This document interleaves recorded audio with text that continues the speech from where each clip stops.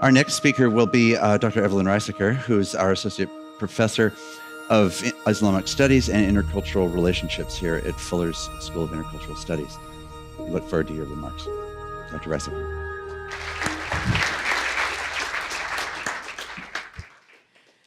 I first of all want to really thank God and bless His name, His precious name. We are here together, and I'm so delighted actually that we have this opportunity to meet, because I strongly believe that it is very important for us at Fuller to be in conversation with the Muslim community, because Muslims who live in the US can give us really a perspective that we outsiders cannot get from the realities of their community. In the past, too often we have actually, as Christians, studied Islam without being in conversation with the Muslim community. And I think the beauty today is that we are able to do this together. So Fuller is a cosmopolitan place, and there are students from everywhere. I'm an example. I'm a faculty from France, and I'm French.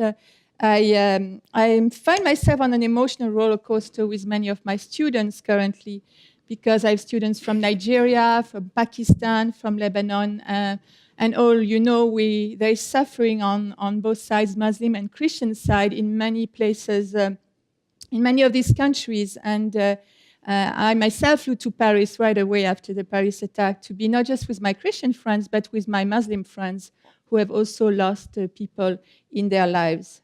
So I'm sure that we can all share our joys and our griefs together, both our Muslim guests and ourselves.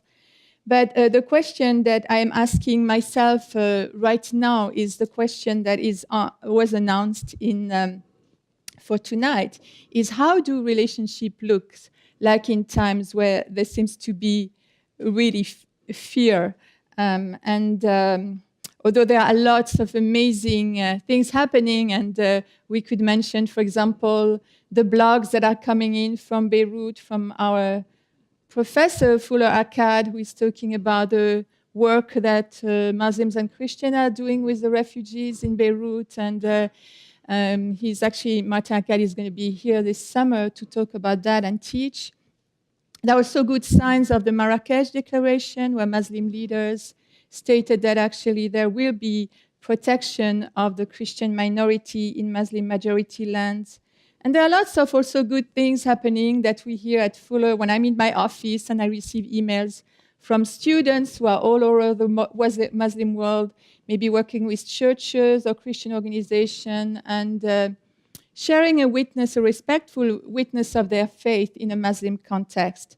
So there are lots of times where we also can rejoice together, but what about fear? And I would just let me just say, that I would be among the fear-mongering crowd if you had talked to me maybe 40 years ago.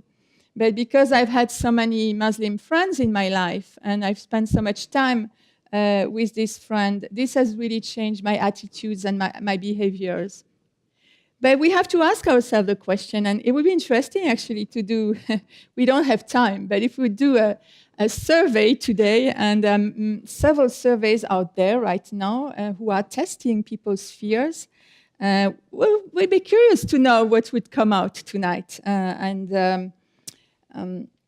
Jihad already mentioned some of the apprehensions that Christian leaders have. This was actually evidenced by some research at the Lausanne conference in Cape Town, where the Pew Research did a research. But there are also other more broader research that have been done, for example, in 2014, also by the Pew Research, on actually how Americans feel about religious groups. And they showed, Pew Research showed to 3,000 adults what they call a feeling thermometer. And sadly, the 0 was the coldest feeling toward another religious group, and 100 was the warmest. And sadly, actually, it was the Muslims who were actually rated the lowest on 40%. And this is also evidenced on the Islamophobia scale, which is a scale that starts to be used now since 2009. So given these sobering results, we have to ask our question. What do we do in view of these results? And we could all share stories about people who are, even in our churches, who are wondering what is Islam and is Islam violent, etc. So what do we do in view of these results? And I'm sure the Muslim community is dealing the same with the Christian. Who are the Christians, and should we be afraid of the Christians? Should we be afraid of the missionaries who are coming to our country? So we are all dealing with some of these fears. But the question that I'm asking tonight is, will we blindly follow these trends? Of course, we know the command, love your neighbor, but in times of fear triggers avoidance or triggers attack or freezing. So that's not very good to develop a healthy relationship if either you avoid or you attack or you freeze. But instead of listing fears, I suggest from my own context, I would like to suggest something tonight. I would like to suggest 3 virtues: the virtue of justice, the virtue of mercy, and humbly walking with God. Some of the audience will probably recognize where I take this from. Micah 6:8, which is a very familiar passage for us here at Fuller. I just want to read that text. God has shown you, O mortal, what is good, and what does the Lord require from you? To act justly, to love mercy, and to walk humbly with God. And I think these virtues may not alleviate all fears, but they will at least challenge Islamophobia. Remember one of the definitions of Islamophobia, and again, Christianophobia would be the same: unfounded hostility toward the other religion and fear and dislike of all the people in that community. Because I understand that fear may time to be diffused, some fears may never disappear, I decided to add an expression in front of this recommendation to use these 3 virtues. Even when afraid, I seek justice. Incidentally, Jesus was identifying the New Testament as the one which God put his Spirit in and brought justice to the nations. So justice matters for Christians, justice matters for Muslims. I know it from many of the dialogues where I was in, and sometimes from the first question that came from my Muslim audience is, do we see justice when we look at countries that have been Christianized? Where is the justice? We all long for justice. People in the Middle East right now long for justice and are trying all kinds of ways to try to bring this justice, from peaceful to more violent. Churches in the Middle East are looking for justice. I have students who are asking and praying for the churches in the Middle East and praying for Muslims who suffer also in the Middle East. Muslim background believers, followers of Jesus, are seeking for justice to worship freely where they are. Muslim Americans long for justice, I hear, for so many of my friends, and who would like to live and peacefully and just worship like any other American. Justice is important. So that's the first virtue. The second virtue I want to suggest from this same passage is mercy. Mercy, like justice, is such a beautiful word. It is woven through the text of our sacred text. Mercy in love involves love, loyalty, patience, grace, kindness. And mercy invites us to see the other person as a human being that deserves dignity. One of the features often associated to Islamophobia is the objectivization of Islam. By looking at a religion as an object, we forget that religions would be nothing without people. People who worship, people who believe, who doubt, who have needs, who have feelings. They are the living expression of that faith. I also hear from Christians in Muslim-majority countries that they sometimes face Christianophobia for similar reason. We don't know. We objectify. We look at religion as an object.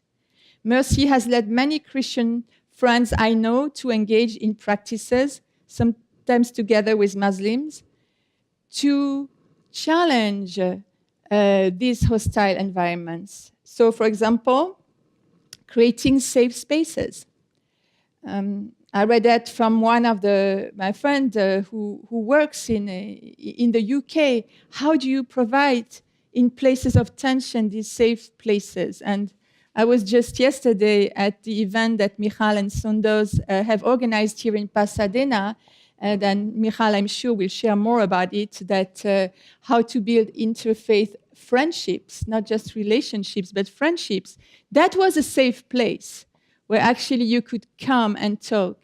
And there are also lots of other ways. The peacemaking, I'm thinking about the Peacemaking Catalyst International, led by Rick Love, who some people know here in that room because he was here at Fuller for a while. And just that peacemaking, giving us just simple ways to actually reduce conflict. And the list could go on and on. And let me finish by the last one, which is walk humbly with God. And I think what characterizes Muslim Christian initiative compared to other kinds of initiative is that they are held by actually two groups who are deeply devoted and want to submit to God. And this humility that we learn in our relationship with God should also be reflected in our relationships. Working with God will change the way I look at people and even may alleviate fears. Let me give you a few examples. I was in a conversation last week with a person here, and this person said, each time I hear a derogative word about people from another faith that seem to violate their human dignity, I stop them. I tell the person, where are the facts?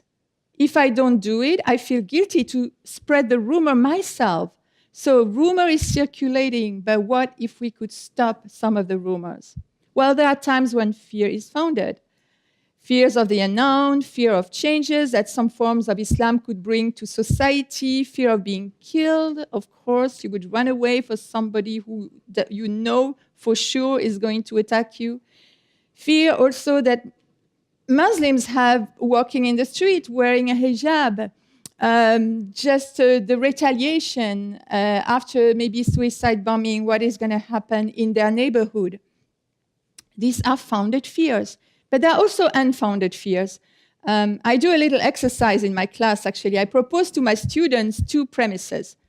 And all Muslims are terrorists. Malik, my neighbor, is a Muslim. Therefore, Malik, my neighbor, is a terrorist. The argumentation seems to flow logically. However, the conclusion is totally flawed. Why?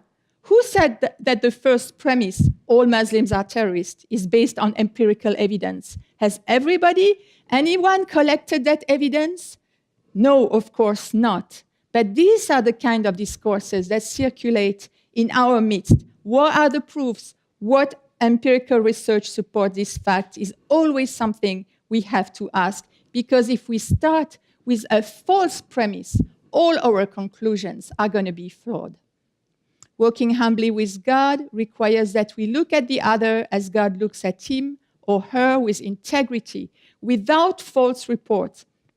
Remember, this is one of the 10 commandments. You shall not give false testimony against your neighbor. We must address the issues where false reports are circulating about another faith community.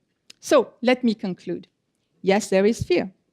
We cannot say to someone, don't fear. If they fear, have you ever tried? Say to a child, don't fear. Well, you need more than that.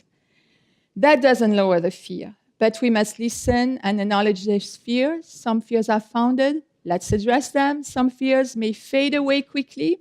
Others may be more persistent.